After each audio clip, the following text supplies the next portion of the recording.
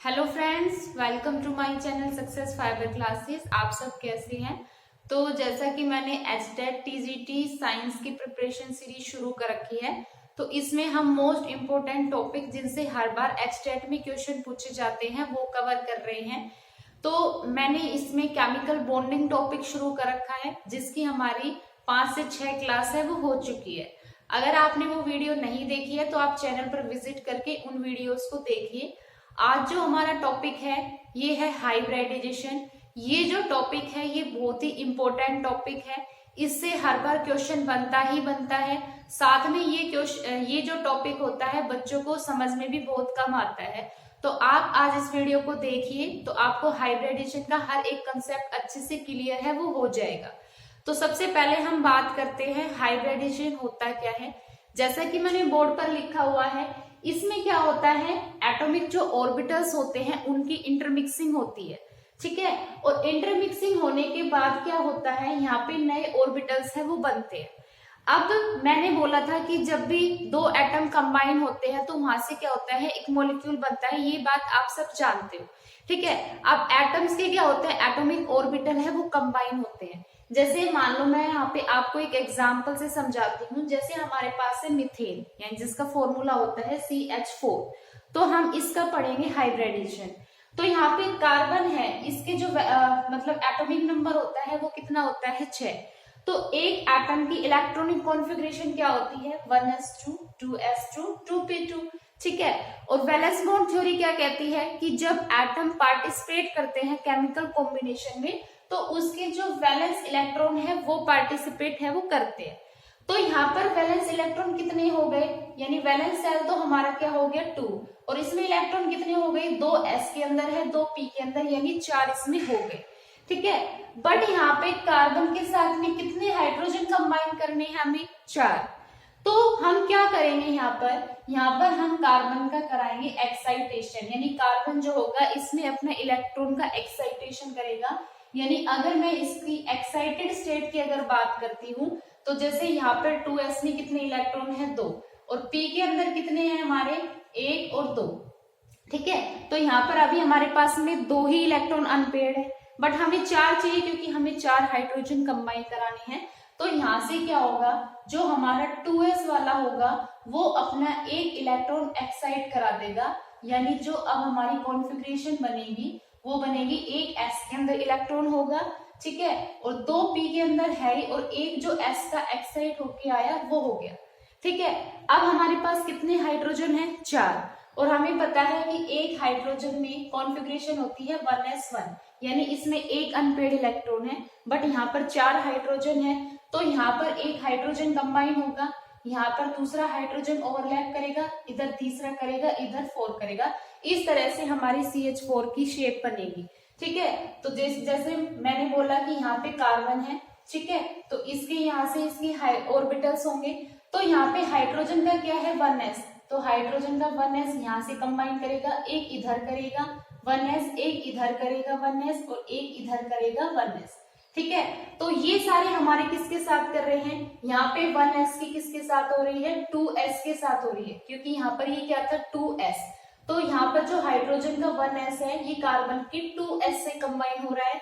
इधर अगर मैं बात करूं तो यहाँ पे जो 1s है वो 2p से कंबाइन हो रहा है, ठीक है। यहाँ अगर मैं बात करूं तो ये 1s है जो हाइड्रोजन का, ये 2p के y एक्सिस से कंबाइन हो रहा है। और यहाँ पर अगर मैं बात करूं तो ये 1s है, ये जो बच गया z एक्सिस के अलोंग वहां पर इससे ओवरलैप कर रहा है। तो यहाँ पर अगर आप देखो तो नियरली क्या है, इनकी एनर्जी सेम है। अगर मैं 1s 2s की बात करूं तो यहाँ पर हमारा n की वैल्यू क्या है, 1 है, इधर n की वैल्यू 2 है। तो लगभग क्या है, इन ऑर्बिटल्स की एनर्जी है वो क्या है, सेम है। तो अब क्या होंगे, ये ऑर्बिटल ओवरलैप करेंगे, और ओवरलैप करने के बाद ये क्या बना देंगे, हाइब्रिड ऑर्बिटल। तो जब भी दो एटॉमिक ऑर्बिटल कंबाइन होके मतलब हाइब्रिडाइजेशन होता है तो उसकी जो होती है एक लोब तो क्या होती है, बड़ी हो जाती है, और दूसरी क्या होती है, छोटी हो जाती है, ठीक है। तो ये कौन सी लोब होती है, ये स्मॉल लोब होती है, और ये क्या होती है, ये लार्ज वाली लोब होती है। तो इस तरह से ये जो ऑर्बिटल है इसको बोला जाता है हाइब्रिड ऑर्बिटल। तो इस तरह से अगर हम CH4 का हाइब्रिडाइजेशन देखते हैं तो इसमें कितने हो गए, 1 2 3 4, यानी इसकी हाइब्रिडाइजेशन होगी sp3। एक s कितने के साथ कंबाइन हो रहा है, 3p के साथ, तो यानी इसकी जो शेप बनेगी वो कौन सी होगी, टेट्राहेड्रल, और इसकी ज्योमेट्री भी क्या होगी, टेट्राहेड्रल। आई थिंक आपको ये समझ में आ गया होगा कि जो एटॉमिक ऑर्बिटल की इंटरमिक्सिंग होती है उसमें सेम एनर्जी के एटॉमिक ऑर्बिटल कंबाइन होते हैं और उसमें नए ऑर्बिटल बनते हैं जिनकी एनर्जी क्या होती है, बिल्कुल ही सेम होती है। उसके बाद सेकंड जो पॉइंट है हाइब्रिडाइजेशन का, वो क्या कह रहा है कि इसमें जो नंबर ऑफ हाइब्रिड ऑर्बिटल जो बनते हैं ना, वो उतने ही बनते हैं जितने एटॉमिक ऑर्बिटल है वो कंबाइन हो रहे हैं। जैसे मान लो मैंने बोला कि कोई एक एटम है, उसका s ऑर्बिटल है, वो दूसरे एटम के p ऑर्बिटल से कंबाइन हो रहा है। जैसे मान लो मैं कहूं कि एक p ऑर्बिटल से कंबाइन हो रहा है, ठीक है। तो अब यहाँ पर कितने एटॉमिक ऑर्बिटल है, एक ये है s वाला और दूसरा p वाला। तो यहाँ से जो हाइब्रिडाइजेशन बनेगी इसमें भी क्या है, जो इसकी हाइब्रिडाइजेशन होगी वो होगी sp, यानी इसमें क्या होगा, s होगा p, तो हाइब्रिड ऑर्बिटल भी कितने हैं, 2। तो यहाँ पे क्या हो गया, number of hybrid orbital equal to number of atomic orbital. उसके बाद फिर क्या कह रहा है, it determine the geometry of molecule, मतलब जो हाइब्रिडाइजेशन होता है ये हमें मॉलिक्यूल की ज्योमेट्री है वो बताता है। जैसा कि मैंने अभी आपको बताया CH4 के केस में कि इसकी जो ज्योमेट्री होती है वो क्या होती है, टेट्राहेड्रल। उसके बाद जो नेक्स्ट पॉइंट है हमारा वो क्या है कि जो नंबर ऑफ हाइब्रिड ऑर्बिटल होते हैं, ठीक है, तो वो जो इसके पेरेंट ऑर्बिटल होते हैं उसी के ही नाम को इंक्लूड करते हैं। जैसे मान लो मैंने बोला कि एक पेरेंट ऑर्बिटल है s, ठीक है, और दूसरे एटम के पेरेंट ऑर्बिटल है यहाँ पर एक p, इधर वाला px, इधर वाला py, इधर वाला pz। तो जब ये दोनों कंबाइन होते हैं तो कंबाइन होने के बाद जब इनका हाइब्रिड ऑर्बिटल बनता है तो क्या बनेगा यहाँ पर sp3, ठीक है, क्योंकि यहाँ पर एक s है और 3 p कंबाइन हो रहे हैं, तो इसका जो हाइब्रिड ऑर्बिटल बनेगा वो क्या बनेगा, sp3। तो एक s मतलब पेरेंट ऑर्बिटल है, हाइब्रिड ऑर्बिटल में भी s इंक्लूड है, इधर से पेरेंट ऑर्बिटल p है तो इधर भी क्या है, इसके हाइब्रिड ऑर्बिटल में p। इसलिए मैंने बोला कि जो हाइब्रिड ऑर्बिटल जो बनते हैं वो पेरेंट ऑर्बिटल के नाम को ही इंक्लूड है, वो करते हैं। अब हम यहाँ पर पढ़ेंगे टाइप ऑफ हाइब्रिडाइजेशन। तो सबसे पहला जो टाइप आता है वो आता है sp हाइब्रिडाइजेशन, ठीक है। तो इसमें क्या होता है, जैसे नाम से ही पता चल रहा है sp हाइब्रिडाइजेशन में क्या होता है, इसमें एक s एटॉमिक ऑर्बिटल है, वो दूसरा p एटॉमिक ऑर्बिटल है, उससे क्या होते हैं, हाइब्रिड होके ये क्या हो देते हैं हमें sp हाइब्रिड ऑर्बिटल। अभी मैंने आपको बताया था कि जितने एटॉमिक ऑर्बिटल का कॉम्बिनेशन होता है उतना ही हाइब्रिड ऑर्बिटल बनते हैं। तो यहाँ पर एक एटॉमिक ऑर्बिटल s है, दूसरा एटॉमिक ऑर्बिटल p है, तो यहाँ पर अगर दो एटॉमिक ऑर्बिटल इन्वॉल्व हो रहे हैं हाइब्रिडाइजेशन में तो इनके जो हाइब्रिड ऑर्बिटल है वो भी कितने बनेंगे, 2 बनेंगे, ठीक है। तो अब इसको हम एक एग्जांपल से समझते हैं। जैसे मान लो मैंने एक एग्जांपल बताया यहाँ पर आपको BeF2, ठीक है, BeF2 का हम देखते हैं कि इसमें जो sp हाइब्रिडाइजेशन है वो कैसे होता है, ठीक है। सबसे पहले यहाँ पर अगर हम इसकी बात करें कि इसकी ज्योमेट्री कौन सी होती है, तो जब इसका हाइब्रिड ऑर्बिटल बनता है sp तो ये होगा और दूसरे का क्या होगा, sp। तो यहाँ पर हमें पता है कि एक लीनियर मतलब एक लाइन के अंदर जो एंगल होता है वो 180 डिग्री का होता है, तो इसका मतलब इसकी जो ज्योमेट्री बनती है sp हाइब्रिडाइजेशन में वो लीनियर बनती है, ठीक है। अब हम इसको एक एग्जांपल से समझेंगे। जैसे मैंने बोला कि यहाँ पर हम BeF2 लेंगे, तो सबसे पहले हम देखेंगे इसमें जो हमारा सेंट्रल एटम है वो बेरिलियम है। बेरिलियम का एटॉमिक नंबर कितना होता है, 4। तो यहाँ पर इसकी जो कॉन्फ़िगरेशन होती है ग्राउंड स्टेट में वो होती है 1s2 2s2, ठीक है, यानी यहाँ से क्या हो जाएगा हमारा 2s2, ठीक। अब यहाँ पर क्या होता है कि अब यहाँ पर हमारे पास में दो s में 2 इलेक्ट्रॉन है जो कि पेयर्ड है, लेकिन हमें तो क्या कराना है, फ्लोरीन का कॉम्बिनेशन कराना है। तो फ्लोरीन के लिए यानी हमारे पास में 2 अगर अनपेयर्ड इलेक्ट्रॉन होंगे तभी तो फ्लोरीन जाके इससे कंबाइन होगा, यानी हम क्या करेंगे, इसका इलेक्ट्रॉन का एक्साइटेशन कराएंगे। तो यहाँ पर क्या होगा, ये इलेक्ट्रॉन का एक्साइटेशन हो जाएगा किसके अंदर, 2p में, मतलब एक इलेक्ट्रॉन यहाँ है और दूसरा यहाँ है। तो अब ये दोनों क्या करेंगे, यहाँ पर ये दोनों करेंगे हाइब्रिडाइजेशन, इनके बीच में होगा, ठीक है। क्यों, क्योंकि यहाँ पर भी n = 2 है और यहाँ पर भी n = 2 है, तो नियरली एनर्जी सेम है, तो अब इनका हाइब्रिडाइजेशन होगा। अब कितने एटॉमिक ऑर्बिटल पार्टिसिपेट कर रहे हैं, एक s का कर रहा है और p का भी एक कर रहा है, यानी इसके जो हाइब्रिड ऑर्बिटल बनेंगे वो भी कितने बनेंगे, हमारे पास में 2 बनेंगे, 1 और 2। अब हमें क्या कराना है, फ्लोरीन इससे कंबाइन कराना है। तो क्या होगा कि एक फ्लोरीन इससे कंबाइन हो जाएगा, ठीक है, और दूसरा फ्लोरीन है वो इससे कंबाइन होगा, ठीक है। तो इस तरह से जो हमारी BeF2 की जो शेप बनती है वो कौन सी बनती है, लीनियर शेप। अगर मैं बात करूं और कौन कौन से एग्जाम्पल हो जाएंगे जिनमें हाइब्रिडेशन sp होता है, तो ये होता है हमारा जो BeCl2 है, उसकी भी हमारी जो शेप होती है वो लीनियर होती है, ज्योमेट्री लीनियर होती है। और दूसरा जो BeBr2 है, इसकी अगर आपसे ज्योमेट्री पूछी जाए तो इसकी भी क्या होगी, लीनियर ज्योमेट्री है वो होगी। इसके बाद जो हमारा नेक्स्ट टाइप का हाइब्रिडेशन होता है वो होता है sp2। अब हम उसको पढ़ेंगे। अब हम यहाँ पर जो नेक्स्ट टाइप का हाइब्रिडेशन पढ़ते हैं वो पढ़ते हैं sp2, ठीक है।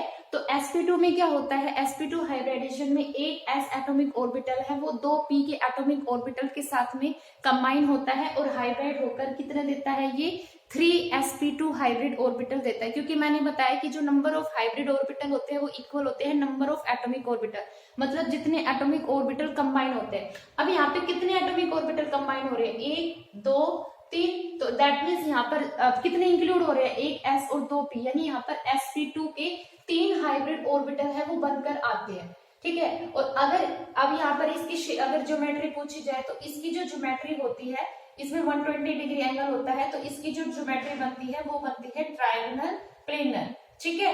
तो sp2 हाइब्रिडेशन की जो ज्योमेट्री आएगी वो क्या आएगी, TP यानी ट्रायंगुलर प्लेनर, ठीक है। उसके बाद जो हमारा नेक्स्ट टाइप का हाइब्रिडेशन होता है वो होता है sp3 हाइब्रिडेशन।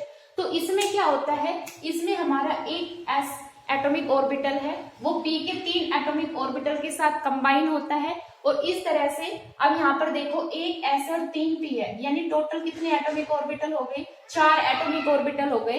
तो यहाँ पर जो हाइब्रिड ऑर्बिटल बन के आएंगे वो कितने आएंगे, 4 ही इसमें हाइब्रिड ऑर्बिटल बन के आएंगे। और कौन कौन से होंगे, 3 p है और एक s है, तो sp3 sp3 sp3 sp3, ठीक है। यानी इसमें 4 हमारे हाइब्रिड ऑर्बिटल आए, यानी जो इसकी ज्योमेट्री बनेगी वो बनेगी ये वाली, और ये ज्योमेट्री होती है हमारी टेट्राहेड्रल, ठीक है। अब टेट्राहेड्रल में जो एंगल होता है ये होता है 109 डिग्री 28 मिनट, ये एंगल होता है, ठीक है। अब मैं अगर एग्जाम्पल की बात करूं तो sp3 हाइब्रिडेशन का जो एग्जाम्पल होता है वो होता है CH4, जो मैंने आपको वीडियो की स्टार्टिंग में ही डिस्कस किया था कि जो मीथेन होता है इसकी जो मतलब ज्योमेट्री होती है वो ये होती है, ठीक है। ये ज्योमेट्री होती है इसकी, तो ये कौन सी होती है, ये टेट्राहेड्रल होती है। और इसमें जो ये एंगल होता है ये 109 डिग्री 28 मिनट का ये एंगल होता है। इसके बाद जो हमारा नेक्स्ट टाइप का हाइब्रिडेशन होता है वो होता है sp3d। अब जो हमारा नेक्स्ट टाइप का हाइब्रिडेशन है वो है sp3d। तो इसमें अगर हम बात करें तो इसमें क्या होगा, एक s एटॉमिक ऑर्बिटल, ठीक है, p के 3 एटॉमिक ऑर्बिटल और d का एक एटॉमिक ऑर्बिटल है, ये कंबाइन हो गए। यानी टोटल कितने एटॉमिक ऑर्बिटल कंबाइन हो रहे हैं, 5 एटॉमिक ऑर्बिटल कंबाइन हो रहे हैं। और ये हमें कितने देंगे, 5 ही हाइब्रिड ऑर्बिटल देंगे, जो कौन से होंगे, 5 sp3d हाइब्रिड ऑर्बिटल है ये देंगे, ठीक है। अगर मैं इसके एग्जाम्पल की बात करूं तो इसमें जो एग्जाम्पल होता है वो होता है PCl5 का, ठीक है। PCl5 की जो शेप ज्योमेट्री होती है वो होती है ट्रायंगुलर बाई पिरामिडल, कौन सी होती है, ट्रायंगुलर बाई पिरामिडल, इसकी क्या होती है ज्योमेट्री, ये वाली, ठीक है। इसमें क्या होता है, P हमारा सेंटर होता है, ठीक है। इसमें एक Cl इधर होता है, एक Cl ऐसे होता है, एक Cl ऐसे होता है, यानी ये तो क्या होते हैं, प्लेन में होते हैं, ठीक है। P के साथ एक Cl इधर, एक इधर, एक इधर, और जो 2 Cl बच गए वो क्या होते हैं, above the plane and below the plane, ठीक है। तो इसमें क्या होगा, एक Cl हमारा क्या होगा, अबोव द प्लेन, और दूसरा क्या होगा हमारा बिलो द प्लेन। तो इस तरह से ये जो ज्योमेट्री बनती है ये कौन सी बनती है, ट्रायंगुलर बाई पिरामिडल, इसकी ज्योमेट्री है वो बनती है। तो अगर आपसे PCl5 की ज्योमेट्री पूछी जाए तो क्या होती है, ट्रायंगुलर बाई पिरामिडल। इसके बाद जो हमारा नेक्स्ट टाइप का हाइब्रिडेशन होता है वो होता है sp3d2।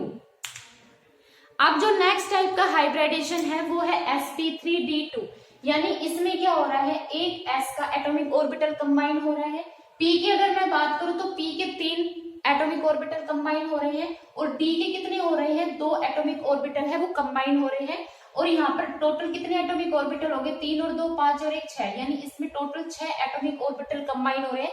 तो 6 एटॉमिक ऑर्बिटल कितने देंगे, 6 ही हाइब्रिड ऑर्बिटल देंगे, और वो कौन से होंगे, sp3d2, ठीक है। इसके अगर हम एग्जाम्पल की बात करें तो ये होता है हमारा SF6। जो SF6 होता है ये इसका जो हाइब्रिडेशन होता है वो sp3d2 होता है, और इसमें जो ज्योमेट्री होती है वो कौन सी बनती है, ऑक्टाहेड्रल ज्योमेट्री इसके अंदर बनती है। तो अगर आपसे पूछा जाए कि F6 है इसके अंदर कौन सी ज्योमेट्री होती है, तो इसके अंदर क्या होती है, ऑक्टाहेड्रल ज्योमेट्री है वो होती है।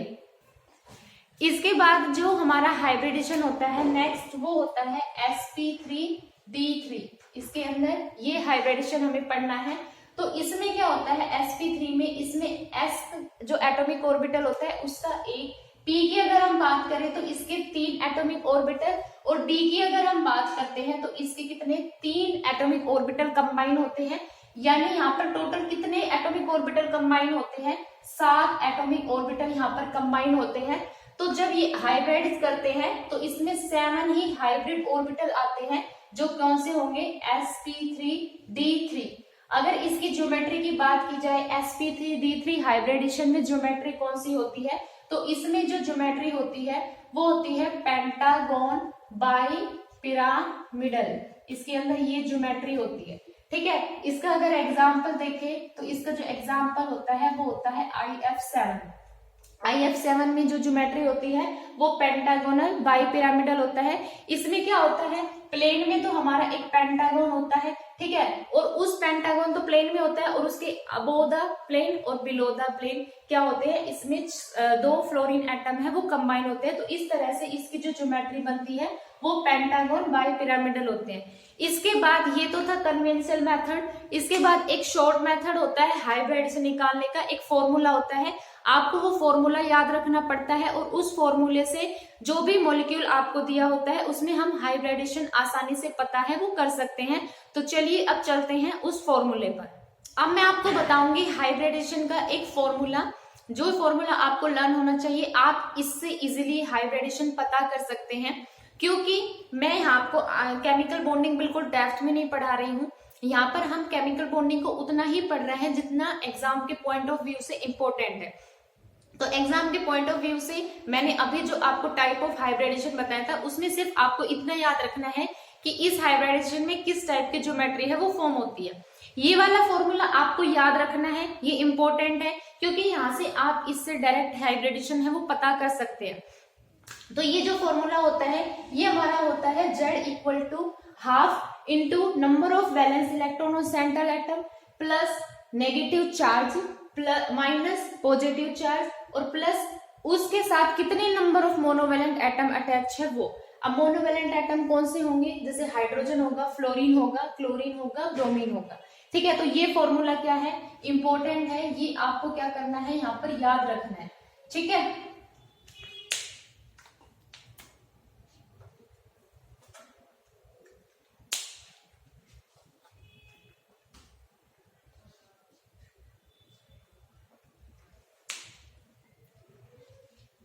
अब मैं यहाँ पर आपको एक फॉर्मूला बताऊंगी, आपको ये फॉर्मूला याद रखना है। ये फॉर्मूला अपने आप में इम्पोर्टेंट है, क्योंकि इस फॉर्मूले से हम डायरेक्ट हाइब्रिडेशन पता कर सकते हैं।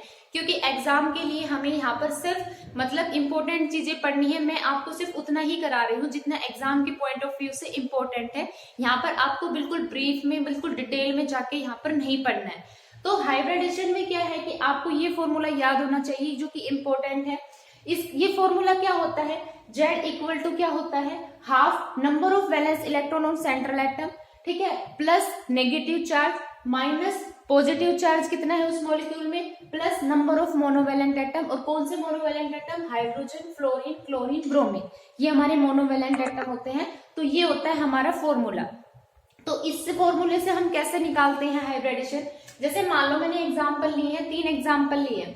तो सबसे पहले हम बात करते हैं NH3 यानी अमोनिया की, ठीक है। तो यहाँ से जब हम इसकी Z की वैल्यू निकालते हैं तो क्या होता है हमारा Z equal to half number of valence electron on centre atom. अब सेंटर एटम हमारा कौन सा है, नाइट्रोजन, ठीक है। अब नाइट्रोजन का आपको पता है, नाइट्रोजन का एटॉमिक नंबर होता है 7। तो इसमें जो हमारे अनपेयर्ड इलेक्ट्रॉन होते हैं, जो वैलेंस इलेक्ट्रॉन होते हैं वो 5 होते हैं। तो नंबर ऑफ वैलेंस इलेक्ट्रॉन कितने हो जाएंगे, 5, ठीक है। उसके बाद फिर हमें देखना है यहाँ पर नेगेटिव चार्ज, तो इस पर कोई नेगेटिव चार्ज नहीं है, ना ही इस पर कोई पॉजिटिव चार्ज है। यानी अब हमें क्या देखना है, इसमें मोनोवेलेंट एटम। तो मोनोवेलेंट एटम कौन सा है, हाइड्रोजन, और कितने हैं यहाँ पर 3 हाइड्रोजन एटम है। तो इसको जब हम सोल्व करते हैं तो ये आता है 8/2 यानी 4।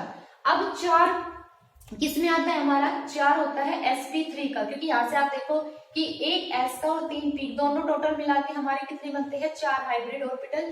दैट मीन्स इसका जो हमारा हाइब्रिडेशन होगा वो sp3 होगा। और sp3 जो हाइब्रिडेशन था उसकी जो मैंने आपको ज्योमेट्री बताई थी वो बताई थी टेट्राहेड्रल। ठीक है, आई होप आपको समझ में आया होगा। अब हम इसको नेक्स्ट से समझते हैं। जैसे मान लो मैंने मीथेन लिया, यहाँ पर हम Z की वैल्यू निकालते हैं। ठीक है, तो यहाँ पर क्या हो जाएगा हाफ। अब सबसे पहले हमें क्या देखना है, number of valence electron of centre atom. Centre atom क्या है, कार्बन। कार्बन का एटॉमिक नंबर कितना होता है 6, यानी इसके भी वैलेंस इलेक्ट्रॉन कितने होते हैं 4। तो यहाँ पर क्या हो जाएगा 4 प्लस। अब ना तो इस पर कोई नेगेटिव चार्ज है ना ही इस पर कोई पॉजिटिव चार्ज है, तो हमें कितना क्या देखना है, number of monovalent atom. Monovalent atom कितने हैं 4, तो 4 + 4 मतलब 8, यानी 8/2 = 4। वही फिर से 4 का मतलब यहाँ पर क्या है sp3 हाइब्रिडेशन। ठीक है, और ज्योमेट्री क्या हो जाएगी इसकी टेट्राहेड्रल। ठीक है, इस तरह से हम पता करते हैं H2O का। तो H2O का जब हम हाइब्रिडेशन इस फॉर्मूले से पता करते हैं, तो जैसे मान लो यहाँ पर ये हो जाएगा हाफ। अब यहाँ पे सेंट्रल एटम कौन है, ऑक्सीजन। ऑक्सीजन का एटॉमिक नंबर कितना होता है 8, तो इसके पहले में 2 चले जाएंगे, बाद में 6, तो टोटल वैलेंस इलेक्ट्रॉन कितने होंगे 6। उसके बाद ना तो इस पर पॉजिटिव चार्ज है ना ही इस पर कोई नेगेटिव चार्ज है। मोनोवेलेंट एटम है, कितने हैं 2, तो 6 + 2 कितने हो जाएंगे हमारे 8, यानी 8/2 कितना हो जाएगा 4, यानी इसका फिर से वही क्या होगा sp3 और इसकी ज्योमेट्री क्या होगी टेट्राहेड्रल।